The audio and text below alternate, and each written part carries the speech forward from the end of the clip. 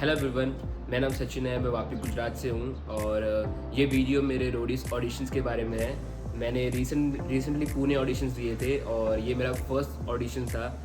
तो ये वीडियो मैं सोचा कि क्यों ना मेरा जर्नी, क्यों ना मेरा एक्सपीरियंस आप लोग के शेयर करूँ, मेरे साथ क्या क्या चीज़ें हुई, कैसे कैसे चीज़ें हुई और क्या क्या चीज़ें होती है बैक एंड जो हमें नहीं पता। तो बस उसी की जानने के लिए या फिर वही एक्सपीरियंस लेने के लिए मैं गया था। मेरा पहला ऑडिशन था ये और काफ़ी अच्छा था। मैंने GD1 दिया, मेरा GD1 क्लियर भी हो गया और मैं GD2 अपीयर किया था। मेरा पहला ऑडिशन में मैं GD2 तक पहुंचा, मेरे लिए बहुत बहुत बड़ी बात थी और मैंने कुछ तैयारी नहीं की थी। बस ऐसे ही जब मन किया ऑडिशंस देखे कि वो है रिसेंटली, तो बस चला गया, बस ऐसे कि देखते हैं कैसा क्या होता है। तो बस आगे की क्लिप्स में वही मेरी क्या क्या चीज़ें हुई, कैसे कैसे मैं किन किन लोगों से मिला और कौन कौन से राउंड होते हैं, वो सब चीज़ें मैंने बताई गई है। तो गाइज़ हम निकल चुके हैं रोडीज़ ऑडिशंस के लिए और मैं जैसे कि मैंने बताया मेरा पहला ऑडिशंस है रोडीज़ का। हम पुणे ऑडिशंस के लिए जा रहे हैं, तो बहुत मज़ा आने वाला है। बहुत एक्साइटेड हूँ, बहुत कुछ जानने मिलेगा। और हम बाय ट्रेन जा रहे हैं क्योंकि कोई और मोड ऑफ ट्रांसपोर्टेशन अवेलेबल था नहीं और ट्रेन से भी हमें जनरल में जाना पड़ रहा है क्योंकि कोई टिकट अवेलेबल नहीं थी, कुछ ऑप्शन बचा ही नहीं था। तो ये एक बेस्ट था। तो हम पुणे पहुँचे।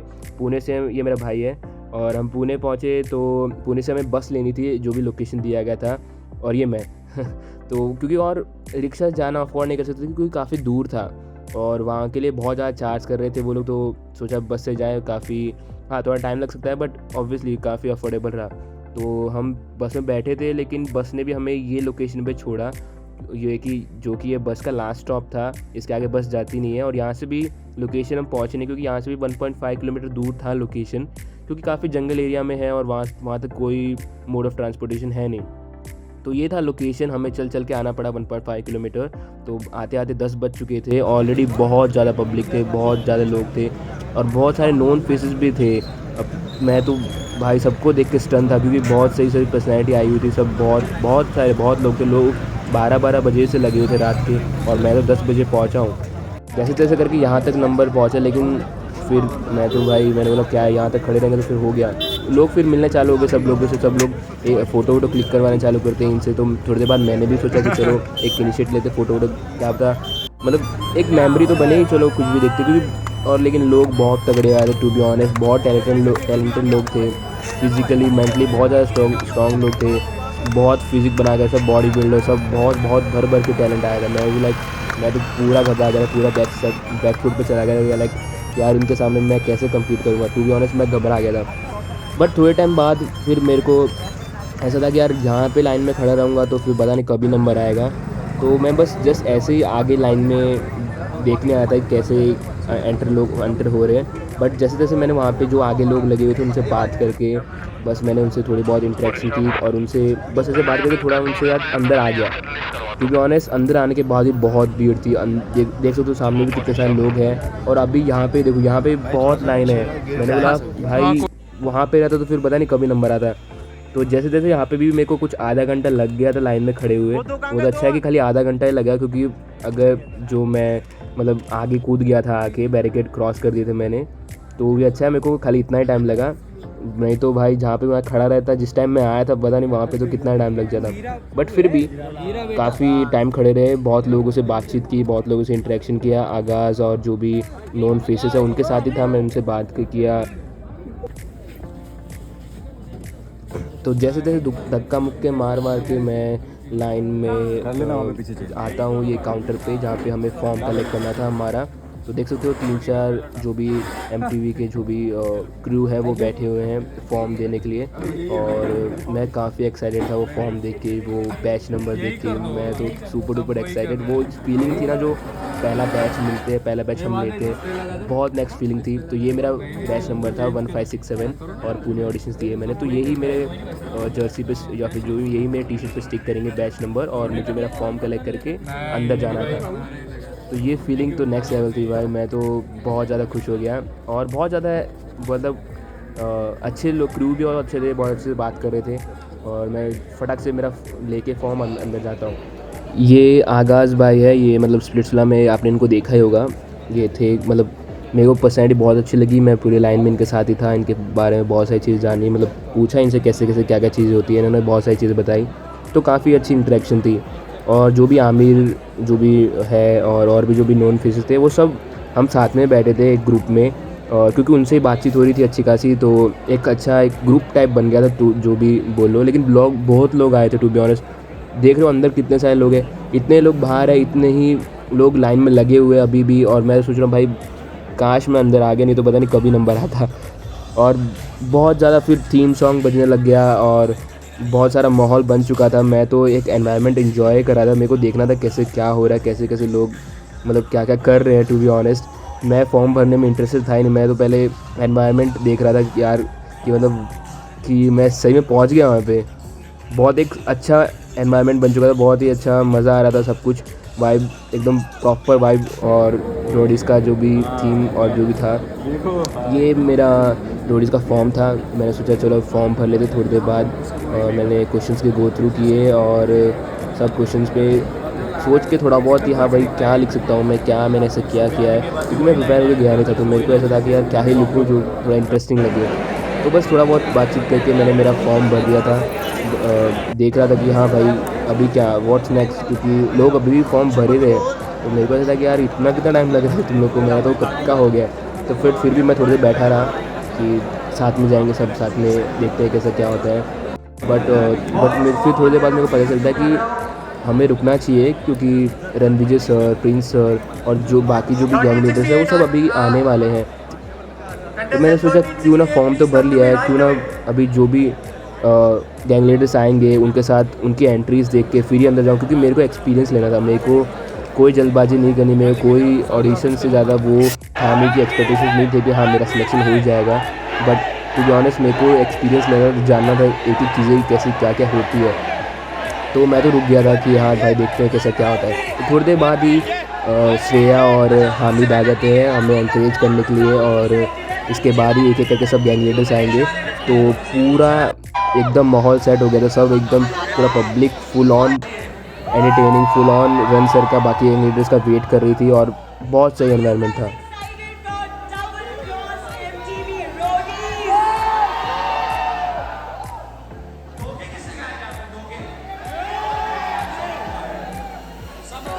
अब रुकना मत। 3, 2, 1 start. Ranveer, Ranveer, Ranveer, Ranveer. It's his first time. This guy has had a story of his own. He's paved a path of his own. आज तक कभी भी वो रोडीज में नहीं आए, लेकिन उनकी फॉलोइंग है, उनकी एक आर्मी है। अगर ऐसे डबल क्रॉस जीतने वाले गैंग लीडर के सामने कोई खड़ा हो सकता है who can stand his ground, that guy is a guy जिसके सामने आप बोल भी नहीं पाओगे, क्योंकि एल्विश भाई के सामने कोई। Please welcome on Roadies for the very first time as a gang leader, Elvish Yadav. बोलो छत्रपति शिवाजी महाराज की जय श्री राम। कैसे काय पुणे? देखो मैं जब भी पुणे आता हूँ एनर्जी पूरी हाई रहती है तुम लोगों की यार। और इस बारी का रोडी और भी ज्यादा स्पेशल होने वाला है, क्योंकि एक तो रणविजय भाई इतने टाइम बाद आए हैं, हमारी धूपिया जी इतनी टाइम बाद आई है, और इस बार तुम्हारा भाई भी आया।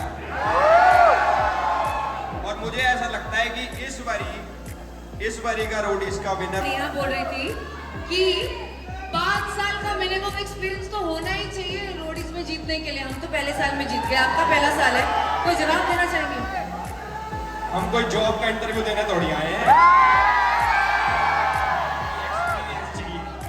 एक और बात बताऊं, एल्विश ना जो सिटी में जाता है वो यही कहता है, रोडीज का विनर हैदराबाद से ही होगा, रोडीज का विनर पुणे से ही होगा, रोडीज का विनर चंडीगढ़ से ही होगा, और रोडीज का विनर दिल्ली से ही होगा। एक सच्चा वादा करके चले जाओ एल्विश। चाहे रोडीज का विनर कहीं से हो, गैंग लीडर तुम्हारा भाई है विनर। अच्छी बात है,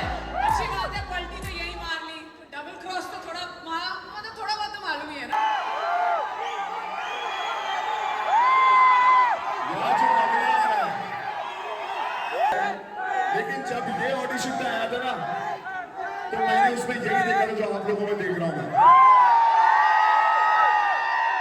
जोश, जुनून और जीतने के लिए कुछ भी कर सकता है वो, चाहे वो डबल क्रॉस हो, ट्रिपल, कुछ भी हो कर लेगा वो। उसको जीतना है, जीत की भूख आप सब में जितनी है उससे ज्यादा आपके गैंग लीडर में होगी अगर आप उसकी गैंग में जाओ तो। One of your favourite Roadies का प्रिंस लेकिन रियलिटी का king, please welcome on stage Prince Narula. कितना बोले भाई, रोडीज बनना है, आवाज पूरी आनी चाहिए। कितना बोले बेबी गर्ल,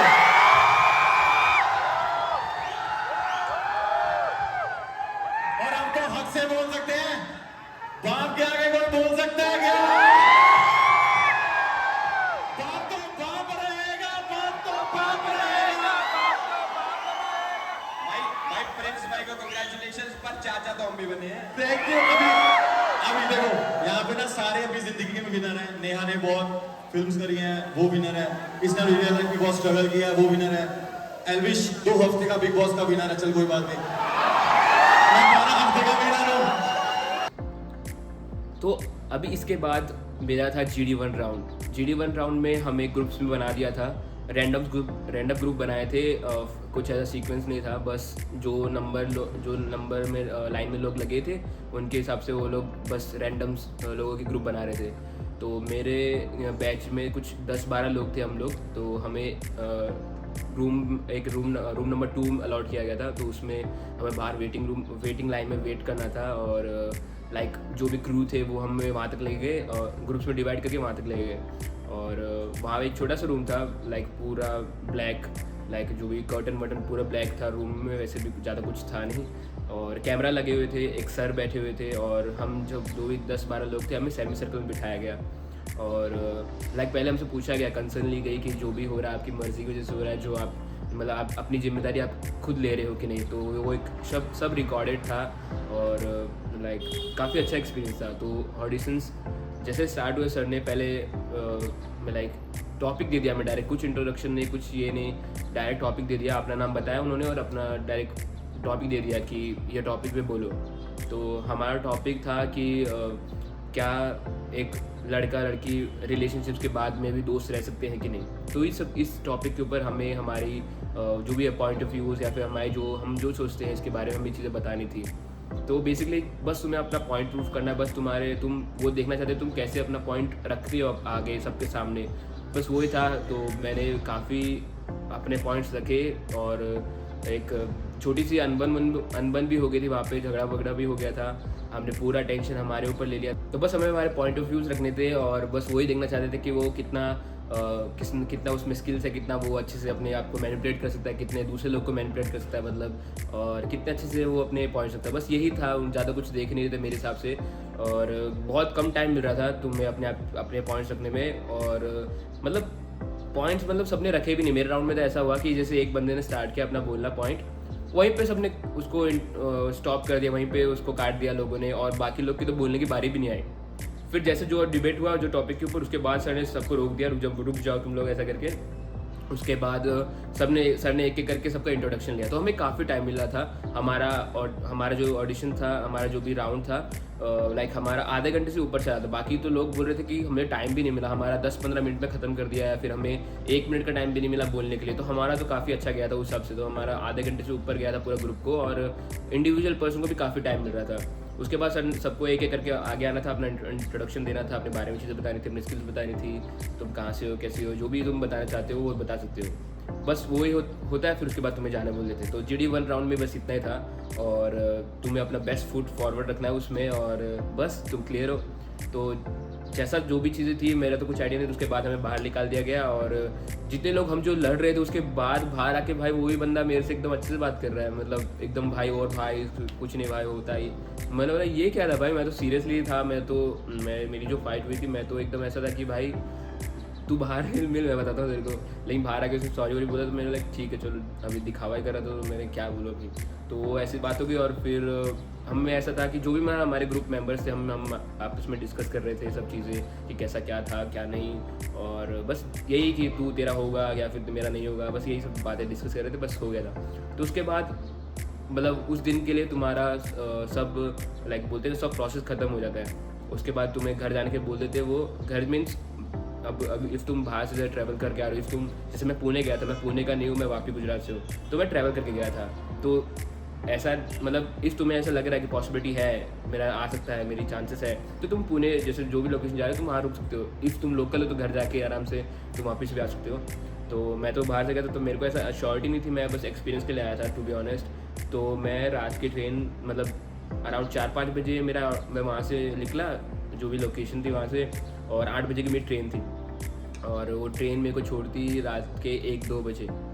तो मैं वो ट्रेन पकड़ के आ गया, मतलब जस्ट मैं पहुंचने वाला था, 1 बजे पहुंचने वाली थी, 1-1:30 बजे की ट्रेन थी। और वो मतलब मेरे को ऐसा था नहीं कि श्योरिटी की कॉल आएगा या फिर कुछ, क्योंकि मेरे पास कुछ होप्स थे नहीं, मतलब मैं तो फ्री था। तो जस्ट 12-12:30 अराउंड जब मैं पहुंचने वाला था, 1 घंटे पहले उनका कॉल आया, मैं वापस पहुंचने वाला था, पुणे से निकल चुका था मैं। तो उनका आता है कॉल 12:30 बजे मेरे को कि हेलो सचिन, कॉन्ग्रेचुलेशन, आपका GD1 क्लियर होता है और आपको GD2 के लिए कल आना है। और कल रिपोर्टिंग थी सुबह 8:30 या फिर 9 बजे के आसपास। तो मैंने बोला यार मैं तो अभी वापस पहुंच गया हूँ वापस। तो मैंने उनको बोला नहीं कि मैं वापस पहुँचूँ, ये या जो भी है रीजंस। मैंने बोला ओके सर मैं पहुँच जाऊँगा, ये फिर जो भी उन्होंने मेरे को लोकेशन मेरे को आ गया था सब कुछ टेक्स्ट पे कि ये टाइम पे ये जगह पे आपको आ जाना है। तो बस फिर मैं तो बहुत खुश, मैं जैसे वापस पहुँचा, मैंने जैसे मतलब लाइक मेरे पास कुछ टाइम नहीं था, मेरे को तुरंत वापस टिकट या फिर ट्रेन में बैठ के वापस निकलना पड़ता, क्योंकि 6-7 घंटे का रास्ता है वापस से पुणे का। तो अगर मैं 2 बजे नहीं निकलता तो मैं 8 बजे तक नहीं पहुंच पाता वहाँ पे, मतलब to the cut to cut ही चलता। तो और वहाँ पे कोई ट्रेन भी नहीं थी टू बी ऑनेस्ट। मैं देखा ट्रेन, चलो मैंने देखते चलो स्टेशन वापस पहुँच के वहाँ से कोई दूसरी ट्रेन देके वापस पुणे के लिए निकल जाऊँगा मैं। बट टू बी ऑनेस्ट वैसा चीज़ें हुई नहीं, क्योंकि ट्रेन थी ही नहीं और पुणे के लिए लाइक रेगुलर बेसिस पे ट्रेन नहीं होती है। तो लाइक मैंने पापा से बात की और उन्होंने बस अरेंज करके दी, मतलब स्लीपर बस होती है, उन्होंने जैसे जैसे बात की वही एक एक स्लीपर बस मिल गई थी हमें कैसे जैसे करके। और उसमें जैसे मैं मतलब ट्रेन से उतरा और तुरंत आके खाली बस में बैठ के और वापस मैं पुणे के लिए निकल गया था। मतलब पता नहीं मैंने कैसे अरेंज किया, इतनी रश में चीज़ें गई और बहुत ऐसा मतलब कैसा था कि यार हो गया तो अभी क्यों ना अपॉर्चुनिटी मिले तो क्यों ना जाऊँ मैं। तो फिर मैं 2:30 की जो भी बस थी मैं वहाँ बैठ के और मतलब हाँ सो के तो गया, बट टू बी ऑनेस्ट कपड़े मेरे पास एक्स्ट्रा पेयर ऑफ मिल गए थे, पापा ने दे दिए थे, बट मैं टू बी ऑनेस्ट नहा नहीं पाया था क्योंकि ऑब्वियसली कहाँ कैसे अरेंज करता।